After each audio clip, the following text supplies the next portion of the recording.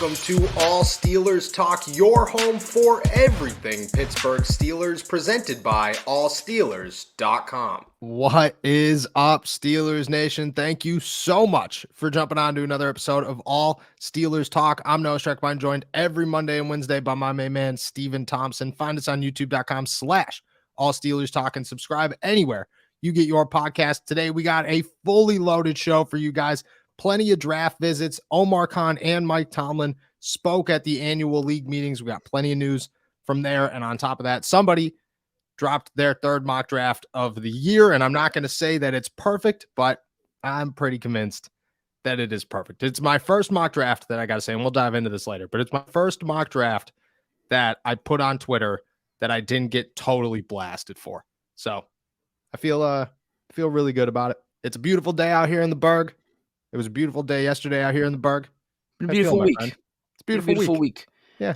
Feeling good. Yeah, we got a lot of draft talk going on. Right as soon as we're done with this, I'm walking over to the practice facility in the South Side to maybe check out some more future Steelers at Pitt's Pro Day later. So it is a fully loaded draft Wednesday. It is a fully loaded draft Wednesday. Everybody knows Kalijah Cansey, but if there's another guy that you're very intrigued to see at Pitt, who is it?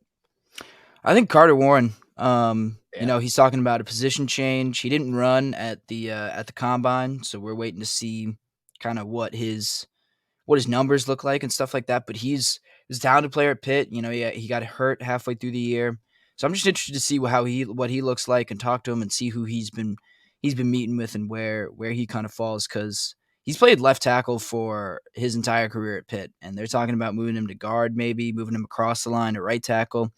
It's an interesting thing. And another guy that the Steelers could be looking, if they want a pure left tackle, they could get a project in Carter Warren. Yeah, at one point I had Carter Warren as their like fourth or fifth. They don't have a fifth, but they might have been trading back in. I don't remember, but he was a later round pick for the Steelers. I still think it's out there. I did a PFF or PFN simulator the other day, and he was not available in the fourth round. And I was like, oh, okay, Carter Warren moving up draft boards, I guess, according to the simulator. And as we all know, the world's a simulation, so the Matrix doesn't get it wrong. Good for Carter Warren. Very excited to see that. Excited to hear about Izzy. I think he's a guy that I think could climb late. And then some guys that didn't get invites to the combine. I think Jared Wayne is gonna make some noise in the NFL. I'm a big Jared Wayne guy, so excited to see him as well. Let's talk Pittsburgh Steelers. We'll get into the mock draft. We'll get into all the draft nuggets that we have. But first, I think the biggest news out of Mike Tomlin, at least, is that Patrick Peterson, well, he's going to do it all. The Steelers have plans for him. There have already been conversations where he will play safety. He's looking to mentor the young guys. I think those are two separate conversations, but both very significant for the Pittsburgh Steelers. Let's talk about safety first. Tomlin said Patrick Peterson will move back to safety, not full-time. It was very interpreted usage, I guess. Do you think it'll be significant use at safety, or do you just look at it and say, yeah, like he's an option, but he's a corner? I see it more as an option. They need corners more than they need safeties, quite frankly, and I think it also, depends on what they do in the draft. But yeah, I feel like they're more likely to draft a corner than they are safety. So I guess that would be arguing the other way. But I think Peterson has played corner more recently. I feel like that's where his best work has come recently. I don't know. I see it as much more of he's an option if we need him, but we're planning on using him as a corner. I think they're much thinner there. And I think they'll need him to kind of be a full-time number one corner, quite frankly. And I don't think taking him out of that position really helps them very much. Yeah, I agree. And I think that afterwards he said that the team will still add a safety. So in my mind, my first thought went, yeah, Patrick Peterson's a good option to have at safety, and he's a good option to move back there from time to time. But if you're going to add another safety, whether it's in free agency or the NFL draft, you have a fully loaded room at this point. Like, you have three safeties that are full-time safeties. You don't utilize four safeties almost ever. I could see it being if somebody goes down, I get DeMonte KZ dealt with a big injury last year. Or Minkah Fitzpatrick is a complete warrior, but he's got his issues from time to time. You never know who's going to go down at any given moment. If Peterson's available, I could see him moving back there. But I have a hard time saying that they're going to draft somebody unless they draft somebody late. Like if they use a 4th round pick or even a 7th round pick on a safety, I could see them then using Patrick Peterson more in a safety role and possibly adding 2 corners in the draft and then, allowing them to play on the outside more. But if it's already a loaded safety room, I have a hard time saying that they're going to come out here and Patrick Peterson's going to start at strong safety next to Minkah Fitzpatrick.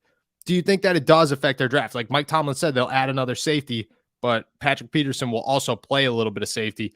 Do you think that was a sign that maybe the position is lower on their draft board than we anticipated? Or do you just think that was just, 2 different situations and it doesn't really change anything?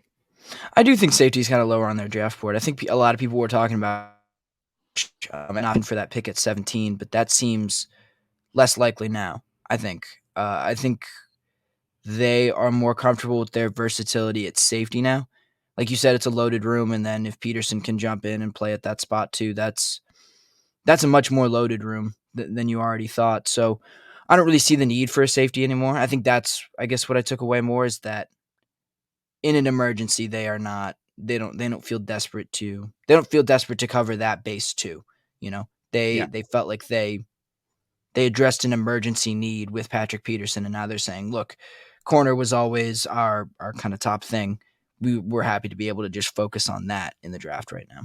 So I'm going to toss a name out there, and I'm just, triple checking here to make sure that he's still on the board. But a name that I think is the only guy left in free agency, the one that I view as just, if you're not going to sign this guy, there's no point in signing anybody else because everybody else is just an aging veteran that, you might as well just go get somebody in the draft. Unless you're like dead set, we're winning the Super Bowl this year. I just have a hard time viewing that. John Johnson III played for Cleveland last year. He's still only like 26, 27 years old. He's a young dude. Still on the market somehow. Don't know why he's still on the market. He seems to be the only big safety that's still available. I mean, I've tossed him out there before. I think at this point, it has been confirmed, or it has been confirmed, that they are looking to add another safety if they do go free agency. Do you think there's even a chance, or you think, there's no way that they could go make a splash on John Johnson III? I don't know. I think we mentioned this in the last podcast, but I think they are kind of done making their splashes in free agency. Okay. Like anything else they do is going to be kind of on the periphery. It's going to be depth moves. It's not going to be no one who's going to play, barring major injuries, no one who's going to play a significant number of snaps. So I don't really think so. I think they would rather I think if they're going to go for a safety, they'd jump at someone in the draft rather and try to build. Because that's the thing. They've got a ton of veterans, I feel like, in that safety room, not a ton of young depth right there. And I feel like they would rather not look for a project, but look for someone that they can develop a little, someone who might be more in their long-term plans than, a rental or a 1 or 2 year guy. Yeah. And I think at this point, like John Jones is probably hoping for the bag, didn't get the bag. Probably looking for a 1-year deal now, a prove-it deal so he can come back next year at 28 years old. I mean, he's coming off 101 tackles. He played a lot of nickel. He's an intriguing name, but I agree with you. I think that they'd go draft. I think that they wanted Trey Norwood to turn into something. He didn't turn into anything, so now they're looking for a new Trey Norwood, a better Trey Norwood, but somebody that they could look at and say, even if this guy is not a superstar today, he could play, and then next year, maybe 2 years from now, he could play a little bit more. I dropped that in my mock draft, which, again, we'll get to in a little while, but I do have them filling that need. There are plenty of other draft nuggets. They're out there just literally spewing their guts about the draft. In the last week, this is just from Monday, the things that have happened. Josh Downs had his pro day out at North Carolina, and apparently somebody there from the Steelers, who wasn't Mike Tomlin and it wasn't Omar Khan, they were both at the league meetings, but somebody told him that he had the cleanest workout they have ever seen. Ever. The cleanest workout that they have ever seen. At the same time, they're bringing Emmanuel Forbes and Tyreek Stevenson in for pre-draft visits. Huge. And they brought wide receiver Jonathan Mingo in on the same day that Omar Khan said that they are still looking to add, quote unquote, their style of slot wide receiver. Mingo's 6'2", 220 pounds. He played a little bit of tight end from here and there at Ole Miss. Let's start with the wide receivers. Josh Downs, craziest evaluation of all time, apparently. Jonathan Mingo comes in here, two very different sides of the coin. And then Omar Khan says that they're looking for a slot wide receiver. Do you think that they are sticking to their guns and looking for the next Juju Smith-Schuster, the next Chase Claypool, the guys that they tried to work into the slot, the big body guys who just didn't seem to work out? Or are they just saying, we'll test the waters, and you think there's a better opportunity for them to find maybe another Calvin Austin type player to fit with him? Well, if the two sides of the coin are a Juju type of player versus a Calvin Austin type of player, I'm looking for a Calvin type of player, another guy like that. I get that you have one, but look, these big-bodied slot receivers, I'm convinced this team needs more speed than they do size. I feel like they have some size. I'm looking for speed. Josh Downs, I think, would be a great fit. I kind of hadn't seen him. You have him in your mock draft, got, a little sneak preview, but you have him going in the first round or I guess technically the second round. Pick 32 in your mock draft, and that was a little higher than I thought he might go. I thought there were other guys, like that was Jordan Addison territory. I don't know if that's Zay Flowers territory. To some people. Yeah. But like those are guys that I'd look for as well. Like that's kind of the same kind of player, the same caliber of player too. I love Josh Downs. I watched him play a lot at North Carolina. He is athletic. He's fast. He has great hands. Can go up and get balls. I would be looking for something more along those lines than, like, I don't know. I don't want another Chase Claypool. I don't want that. I think it was very apparent last season. You make a great point that the Steelers had no speed. They had no explosiveness. Nobody was opening up the field. If you weren't throwing the football 40 yards to George Pickens and he was coming down with some insane catch, you weren't getting a big play. Like there was no splash in Pittsburgh. You need splash. Calvin Austin is here to provide splash. Deontay Johnson is not a splash guy. Deontay Johnson's a 12 to 15-yard reception guy, and he's open all the time. So, that's the perfect role for that guy. George Pickens is your absolute monster down the field, but you have nobody to turn a small play into a big play except for Calvin Austin, who has zero NFL experience. Just to say that, like, you're looking for another Chase Claypool, another Juju Smith-Schuster, I agree with you. You're looking at the same offense that you've had the last 2 years, which has been nothing spectacular. You want a guy like Josh Downs. You want a guy like Jordan Addison. You want a guy like Zay Flowers. You want those guys who catch the football in 7 yards and turn that into a 35-yard run. Like, that's who you're looking for. Those guys that operate well in space, that are great route runners, not just a physical guy in the middle. If you want to utilize that, and I think this is a good alternative, draft another tight end, let Pat Freiermuth play off the ball more, allow Connor Hayward to play off the ball more. Those are two big bodies that you could throw to in the middle that have very reliable hands, that are very physical. That works way better than wasting a wide receiver spot on a guy who's 6'2", 220 pounds, who doesn't open up the field for you at all, and instead grab a guy like Josh Downs, grab a guy like Jordan Addison, and open up the field. I just think that works way better for the Steelers, especially in an offense that, like, Art Rooney said it during his press conference or his end of the year media session. Mike Tomlin said it during his end of the year media session. Omar Khan said it more than once. Matt Canada said it all season long that they got to score more points. You don't score more points by throwing 5 yards a play. That just doesn't happen. If you're in crunch time and you need big plays, Kenny Pickett needs to have somebody to throw the ball to. I agree with you. I think you got to go small. I also don't think there's options. Like, I look at, I think that outside of Jonathan Mingo, there is no big-bodied wide receivers in this draft that I feel comfortable with at all. And I don't even, like, Jonathan Mingo wasn't a guy on my radar until the Steelers brought him in for a visit. He wasn't a guy that I saw fit for the Steelers. I guess maybe, but I think they need speed, and I think they desperately need speed in the slot.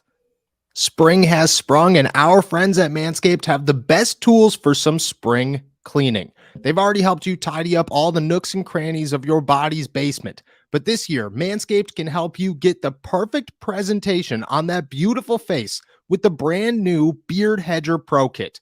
Make sure you look your best this spring by using our code STEELERS20 to get 20% off plus free shipping at manscaped.com. It's time to tame your mane with the right Beard Hedger Pro Kit. The sun is peeking back out, which means you'll have to show your face in the daylight again. So use the kit to make sure your scruff looks award-winning, whether you got glorious beard flow or some smooth, sleek cheeks. The kit starts off with the Beard Hedger, a waterproof cordless trimmer with a rotary wheel that gives you 20 hair cutting lengths all in one guard. So, no more messy drawers full of add-ons. It also comes with the titanium-coated T-blade that are tough on your hair but smooth on your face, leading to single-stroke efficiency that brings satisfaction one stroke at a time. The Beard Hedger is a high-tech piece of art that is in travel-size packaging with a long-lasting battery, universal charging, and a strong motor. Next, the kit has the liquid goods to make you feel good, starting with the Beard Hedger shampoo and conditioner. You can't treat your beard like you treat your pubes. That's why the kit has a special shampoo and conditioner specifically designed to moisturize, reduce ingrown hairs, and replenish your beard's natural oils and promote beard health. The Pro Kit also has Manscaped's beard oil. The nutrient-infused oil revives dryness on both the beard and the skin beneath while still adding a little shimmer and shine to liven up your look. Cap it off with the Beard Balm, a pomade that shapes, styles, and moisturizes, bringing the amazing scent of fresh eucalyptus, rosemary, and lavender essential oils. Not to mention, the Beard Hedger Pro Kit also comes with 3 free gifts: a beard brush, a comb, and scissors to ensure your beard is ready to impress. So, save 20% off and free shipping with our code STEELERS20 at manscaped.com. That's 20% off and free shipping with our code STEELERS20 at manscaped.com. Focus on the face and use Beard Hedger Pro Kit for the cleanest look in the game. I don't care what Calvin Austin is yet. He hasn't proven anything. He could turn into a complete bust. And if he does, you're stuck with Jonathan Mingo. Well, yeah. And so, like, it sounds really easy for us to sit here and say, find some explosive athletes who can, turn those 5-10 yard gains into 20 or 25. Yeah. That seems really easy. Like, yeah, no shit. You would want guys like that. Mm-hmm. But they haven't even taken chances on guys like that. They haven't even used kind of like valuable draft capital on guys who are explosive in that way. I mean, you could argue they did with George Pickens, but that's a different kind of thing, That's a different type of explosive. Right, Like, and that's not a guy who's taking the top off of a defense. That's a guy who is making contested catches, and those are different things. And it's not just that these big plays need to happen. They need to be regular. They need to be easy for Kenny to make. That's what I think you're looking for more than just, I don't know, some guy who's going to get you some completions, Yeah, that's exactly what, like, why are you game planning to fight for 3rd and 5s?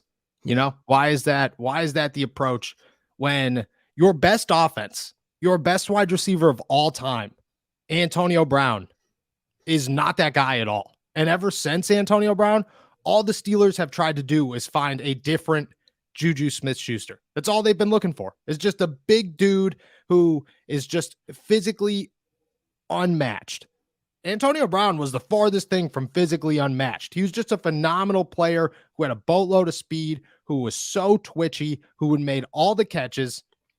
You have opportunities in this draft to go find one of those guys. And I don't think that the draft is deep. I don't think that this wide receiver class is very good compared to others. But I mean, I'd rather take a chance. I think you have a much deeper pool to choose from and to see if you could actually land something than to just stick with the big body guys that you're like, we know this guy's physical and could catch 4-yard passes, and that's all we're really looking for. I just think it's putting Matt Canada in a position to fail. It's putting Kenny Pickett in a position to fail. I just don't think it's the right move. On the other side of that, they brought in Emmanuel Forbes and Tyreek Stevenson, 2 very intriguing players. Both of them could be available at the end of the first round. Some mock drafts have Emmanuel Forbes going before Joe Porter Jr. I think Mel Kiper's did, actually, before the Pittsburgh Steelers at 17. I mean, does it show their hands? So far, the corners that the Steelers have brought in are Keely Ringo, Forbes, and Stevenson. They have not brought in Joey Porter Jr., although they've met with him at the draft, at the combine. And they haven't brought in Cam Smith or Julius Brents, who are also expected to be like right in that first, second round range. Are we getting a hint? Do you take anything away from these visits at all? Or you're just looking at it going, well, they're doing their homework on some corners? I think they're just kind of doing their homework on some corners, but then again, you don't just use a top 30 visit just to do your homework. You can do your homework in other ways. I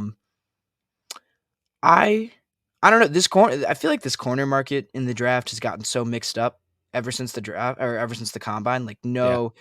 We arrived at the combine knowing, okay, there were 4 top corners, and that doesn't really seem to be the case anymore. It seems like there's a lot of fluctuation, just in kind of the evaluation and the rankings of, okay, where's Joey Porter compared to Devin Witherspoon, compared to Christian Gonzalez, compared to whoever. And I think, so that's what leads me to believe that they are kind of doing their homework. I think they kind of see, and Omar Khan said this, I believe yesterday, but that they're tracking what everyone else is doing, and you kind of have to do that. And I think that's part of what this is just gauging, okay, we've seen other teams kind of go all over the board with their top 30 visits. We need to kind of get a read on who's going to be there. Like, it might not be the same 4 guys taken, same 4 corners at least, taken right before us that we might have thought there would have been. Yeah, I agree 100%. I think the Steelers look at this and say there is a strong possibility that we are sitting there and 17 pops up and we don't have a pick. Like, our guys are gone. We have to make a move. At that point, you have to see, well, are there corners that we like just as much as we like the top 3 or 4 of them at 17? Or do we want to wait? Are we comfortable on waiting until 32? How many guys are still on the board? I think that they're just answering those questions because a Stevenson isn't going to go in the first round. So if you want him at 32, you could get him. Forbes might be in the first round, but there's a chance he might not be in the first round. At 32, you could possibly get him. Ringo's the same way. At one point, he was a top 10 pick. Now people are looking at him as possibly the 32nd pick in the draft. Like, the Steelers are just doing their homework on those back end guys, I think, in the first round, which is super important. I would like to also have them bring in, a Devin Witherspoon who didn't run the 40 at all during his draft process. Joey Porter Jr. I think Christian Gonzalez has gone way before them, so I don't even think there's a shot there. But I think if you bring those 2 in as well, at least then you could pick between those 2 and which one you like better. I'm going to toss out something, though. I think the Steelers are doing homework, and this is, excuse me, every time we're on here anymore, I'm getting sick. I think the Steelers are doing their homework to potentially move back, because at 17, you're not going to get one of your top 3 left tackles or whatever. You're probably not going to get one of your top 2 corners. You might not get one of your top 3 corners.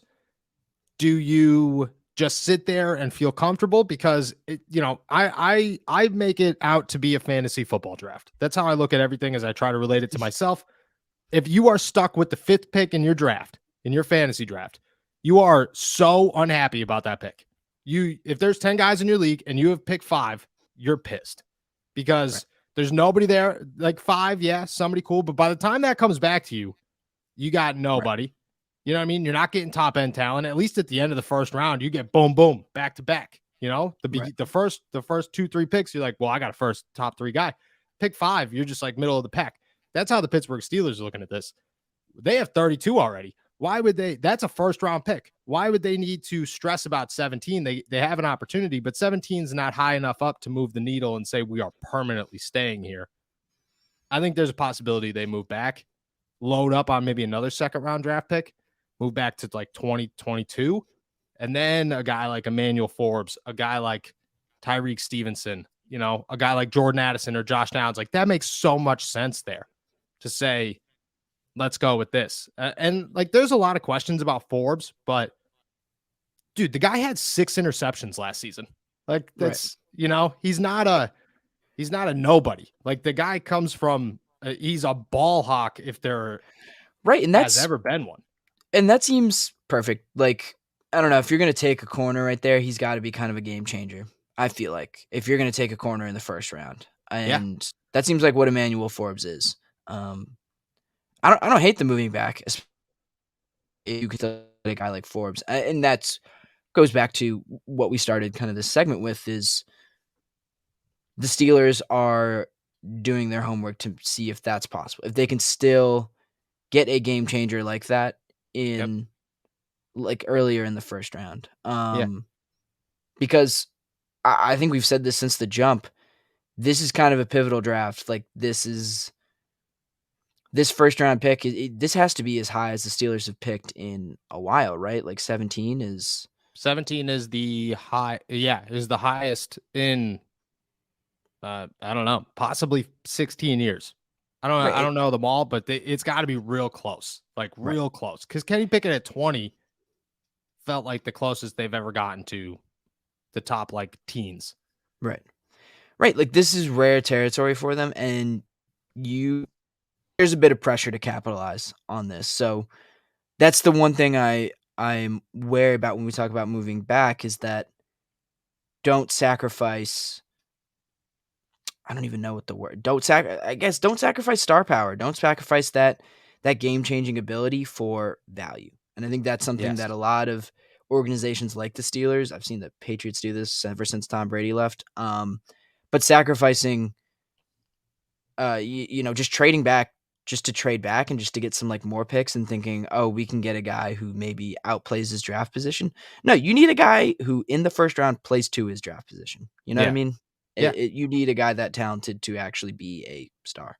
Yeah, I agree. And I don't think trading out of the first round is the move, but I think that at 17, there is a possibility. There is also a possibility, and I'm agreeing with you, but there's a possibility that at 17, there's their guy, whether it's Addison or Paris Johnson or Skoronski or Joey Porter Jr. or whoever, but there's also a possibility that they're sitting there and they're going, yeah, we're going to reach on somebody. And there's, let's dip it back a couple of picks and then get our guy because they can't leave the first round. Just like you said, you have to look at this draft and say, we need at least one player who comes in here and makes a huge difference on this team in 2023.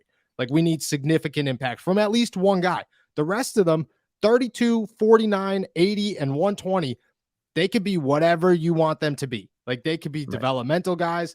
They could be 17s or wherever you pick in the first round has to be a guy that comes in here and is ready to start day one. Like there's no room for error there. So I agree. But that's the problem with 17 is I think that you look at 17 and you say, yeah, maybe there's a guy there, or maybe that's hitting that back end of the first round right on the money to the point where you're like, there's possibly going to be a guy there, or we're going to get stuck with literally no one. But at the same time, like a guy like Kyle Hamilton went 14th, I believe, last year in the draft. And if a guy like Kyle Hamilton, aka a Brian Branch or a Joey Porter Jr. or whoever is sitting there at 17, like that's a guy that you're like, well, this guy's just a baller. He's a football player. He's really good. You got to take a chance on him. Just to address where they've picked, the only time they picked outside of Devin Bush, moving up to take Devin Bush in 2019, which, that doesn't count. It was a terrible pick. It was a whiff. Yeah, it was a whiff. Huge whiff. The last time they drafted higher than 17 was 2014 when they took Ryan Shazier. Before that, the year before that, they picked 17th. They picked Jarvis Jones, which Devin Bush might be the biggest whiff. Jarvis Jones is a very, very close second, if not a first. Like they are neck and neck, which is not good. But a couple years earlier, Marquise Pouncey went 18th. So yeah. Look, I know Jarvis Jones is going to be under contract for the Steelers next year. I can't say that about Devin Bush. Right? Didn't Jarvis Jones sign? Jameer Jones signed Jameer Jones. Yeah, I was going to say Jarvis Jones has not been in the NFL for quite some time. His career lasted not very long. I don't think he made it to TJ Watt. But if he did, TJ Watt ended his career when he was drafted 4 years later. So wasn't good. But hopefully 17 is different. And I think that's the thing is, Jarvis Jones looked like an animal, looked like a complete monster. Sometimes that's risky, Bud Dupree was another one. Bud Dupree when was Bud Dupree? 22nd. People had him projected way higher than 22nd, but there were concerns. Dude looked like a monster in college. Coming out, they drafted him at 22nd. Everybody's like, this is a steal, blah, blah, blah. Turned into something, didn't turn into what they hoped to turn into, and took a while to develop, but it looked like he was their best option at 17. I almost want the Steelers to be sitting in a situation where it's not their best option. They have to make a move on the guy that they feel is like the best available doesn't always work out. You know, Right. Sometimes it does. In the case of a guy like TJ Watt, it does. At 17, that's a dangerous spot to be sitting there and saying the best available. There's a reason the best available didn't go in the top 15. You know, there's a reason we're sitting here at 17 and this guy's still on the board. And I think you have to be cautious with that. It does leave some worry. I think Joey Porter Jr. would be the guy that if you put everybody out there right now, or Jordan Addison would be another one where you're just like, why didn't they go higher? You know, Right. that's a huge question. So I agree. I think that you got to land somebody big, but you can't just pull the trigger on who's ever in front of you. Right. All right, going off of all that, everything we just talked about, all the draft nuggets, so on and so forth. As we've alluded to a dozen times on this podcast, dropped my third mock draft yesterday. Not gonna lie, I think it was pretty good. At this point in the offseason, I look at things and just say that if you follow the breadcrumbs, if you follow the trail, it will lead you to at least where they're headed. It doesn't have to be the exact pick, but it's where they're headed. Right. The breadcrumbs are super, super there. So just to break down, I'll break down my top 4 picks here. Joey Porter Jr. at 17 out of Penn State. You know, we've come full circle. Started with Joey Porter Jr., tried to go every other direction. It came back to Joey Porter Jr. I took away from Tomlin saying Patrick Peterson is going to mentor somebody and that he's going to play safety, as the Steelers don't really care about a safety. They want a corner. They want a star corner that they could turn into something unbelievable, the next superstar on the outside who could work with Levi Wallace for the next couple of years if they keep Levi Wallace around, who will work with Patrick Peterson this year, doesn't have to start immediately, but will make a huge impact. That guy. Joey Porter Jr., if he is available at 17, which is still a question mark, but if he is available at 17, the Steelers are going to look at this kid and they're going to say he is a super, super good human being. He is just a good guy, educated kid, has a good head on his shoulders. That's exactly what they're looking for. Physical freak. Fits every single physical element that you are looking for in a corner. Like that guy, he's just the guy when it comes to his physical attributes there. Add the fact that he's going to learn from Patrick Peterson for 2 years, learn from Minkah Fitzpatrick, and his dad, who played for the Pittsburgh Steelers, lives in town.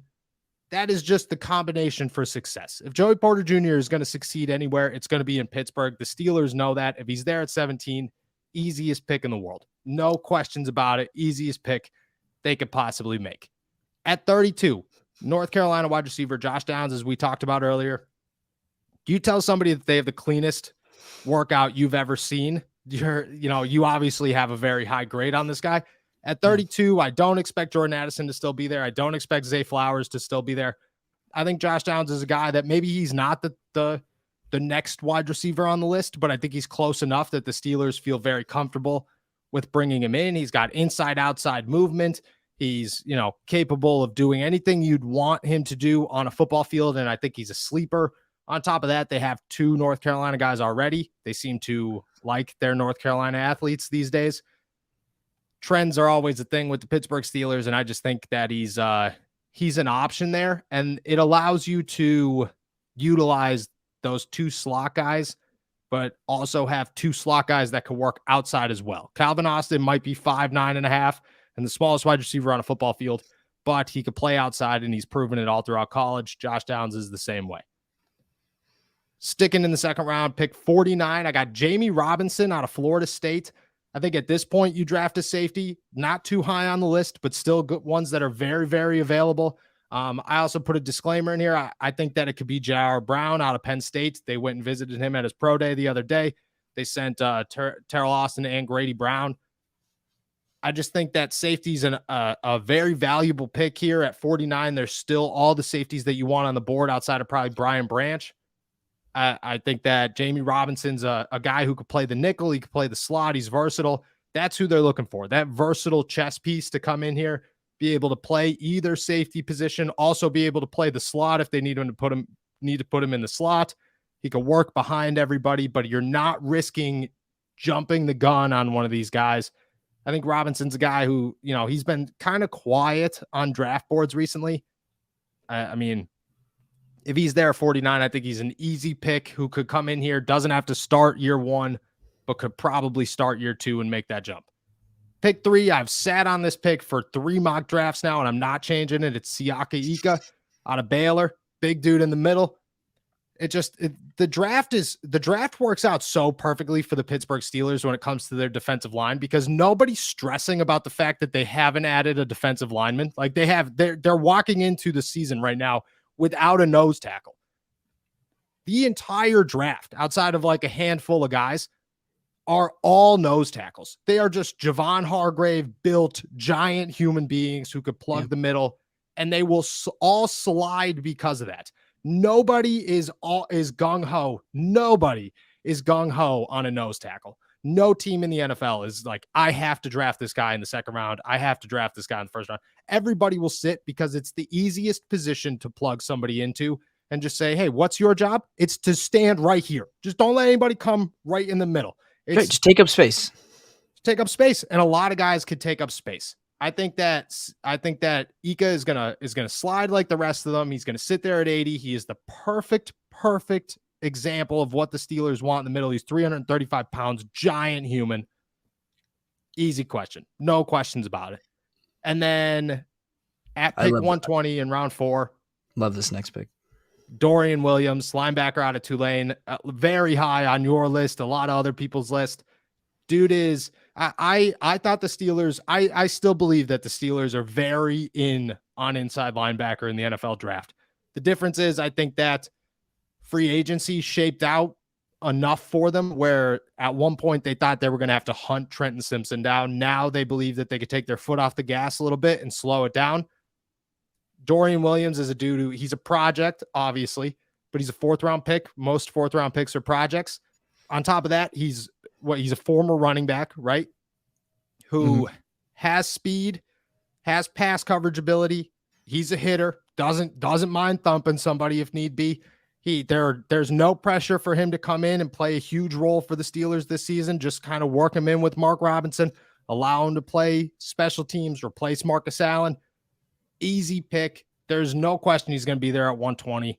I think that's honestly like a little bit of a reach for him, but I think that reach is worth it. I think the Steelers are all in on inside linebacker. It's just a matter of when they'll go inside linebacker. Yeah, I mean, this was one of those guys at the Senior Bowl that just jumped right off the field. Like there was no missing him. He was really, really good. I love those picks. Especially the 4th round pick. These are all really good fits. I feel like, Porter's a slam dunk. Josh Downs, like we said, a new guy, like a kind of new guy on the Steelers' radar, but wouldn't mind that at all. Same with Jamie Robinson. Hadn't really seen a whole lot of him kind of floating around the Steelers, but need a safety, need some DBs. And Siaka Ika, another like slam dunk, I feel like in that round and at that position. That was a guy who, if I'm not mistaken, had some like 1st round buzz. A lot of 1st round buzz. Right. That's the thing. People are going to slide. Like these big bodies are going to, they're Jalen Carters and Will Andersons and Will McDonald's will go fast because edge rushers rule the NFL. Nobody, the fact that the list of defensive tackles to sign in free agency is so large is doing guys like Ika a whole lot of damage in the NFL draft. Yeah. And do you want to run through your last 2 picks? Because I like these ones too when I was. Yeah. So 7th round, 234. I have Brenton Strange, tight end out of Penn State. I think he, like I said, Alfredo Roberts showed up at his pro day. There's a reason there. I think it'd be weird if they triple dipped at Penn State if they went Porter Brown, and Brenton Strange. Too many Penn State guys. Right. But you never know. I just think that he's a developmental piece. I think he's a guy that he's not ready in year one, but he could come in here and he could block for you if you need him to. He's not going to catch a ton of passes. He's got to grow, but that is exactly what you're looking for. You want to see what you get out of Zach Gentry this season. You want Pat Freiermuth to take a huge step forward, like a huge step forward this year. This should be Pat Freiermuth's like, I am a top 5 tight end in the NFL season. And I don't think Connor Hayward sticks at tight end. We talked about this the other day. I think that they're going to use him as a tweener, like in the slot, off tight end, maybe some fullback. But I expect Connor Hayward to be a positionless athlete for the Pittsburgh Steelers offense this season. And I think that's fine. Like, I think that works to Connor Hayward's strengths the most, but you bring in another tight end that you could develop. I don't know what Zach Gentry's deal is, but I have a very hard time believing it's longer than 2 years, if it's even 2 years. So I think Ben Strange is a guy that you could get late and feel very comfortable about it. And then Carl Brooks out of Bowling Green, man. The fact that this guy did not just skyrocket up draft boards after the Senior Bowl is bonkers. The guy had probably the second best performance of the week at the Senior Bowl, I would say, behind what's his name out of Northwestern that I can never pronounce his name. Yeah, I can't remember that name either, but I know who you're talking about. Yeah, but Carl Brooks went off. The dude had a phenomenal week. When I was going through this mock draft, I was actually looking at late round defensive tackles, and Carl Brooks' name came up, and I was like, there's no way this guy isn't being viewed as like a 4th or 5th round pick. Nope. There are some people that expect him possibly to go undrafted. I think if you could get him at 241 in that 7th round, even if you swap Brenton Strange and Carl Brooks, right, that dude's a steal. And I think he's got more upside than Isaiah Loudermilk. He could play in the middle if you need him to. I steal. Like a couple of years ago, they went Carlos Davis. People had very high hopes for Carlos Davis out of Nebraska. I think Carlos Davis could have turned into something and they liked him, but injuries kind of held him back. Brooks is another one of those guys that could come in here. He may be a little bit undersized, but it doesn't matter. Dude could play. He's a baller. When you put him on the field against high-end talent in places like the Senior Bowl, he balls out. I think that's a steal in the 7th. Yeah. Yeah. I love a guy who has played both on the inside and the outside at 300 pounds. Like, that's, you don't find guys who move like him at that size very, very often. So I loved Carl Brooks when we saw him at Senior Bowl, and would love to see him in the Steelers uniform later. Yeah. I think that's that might be my favorite pick of the draft if he does get drafted there. But it just shows, like, just like I said with Ika, like, guys like that, they're going to slide. They're going to slide because the big men in this draft are not going to go as high as people want them to be. They never do. They always slide. But in a draft this heavy, when it comes to defensive linemen and a lot of guys are this good, you're going to get some sleepers late. And I think Brooks is a dude, you'll see Carl Dunlap like come into the media room after the pick with a big smile on his face. And I could just see it. I could see it all happening now. So that's mock draft 3. I got at least another one, probably 2 more coming out in the next month, just to finalize it. My final project's always my last one, or the final product, I call it. Last year, I got none of my picks right, but 2 years ago, I got almost all of them. So I just think that's the biggest difference. Is last year, I felt like we were guessing. There was no, outside of Malik Willis, you had no idea where the Pittsburgh Steelers were going to go. They just gave no signs. This year, for some reason, they're just like, hey, guys, here's your draft plan. Yeah, like, have fun. Like, enjoy the ride. This is fun. And I think 2 years ago, they did this as well, or a couple of years ago, they did this as well. Chase Claypool's draft, they did it heavy. And it was easy to see they were going Chase Claypool. And I think it's the same this year with some of the positions. It's just a matter of identifying which guy they're going to go for at that position. So we'll see what happens. Long way from the draft. More draft nuggets to come. Pre-draft visits are going to ramp up heavily in the next couple of weeks. And I would imagine that we still get news on Bud Dupree and maybe another free agent signing or 2 possibly. We'll see what happens. I'll be back on Friday. Thank you guys so much for jumping on to another episode of All Steelers Talk. Make sure to subscribe to us on YouTube, youtube.com/All Steelers Talk. Find us anywhere you get your podcasts. Like this video and check out all of mine and Steven's work at allsteelers.com. Enjoy a beautiful week in the city of Pittsburgh. Peace.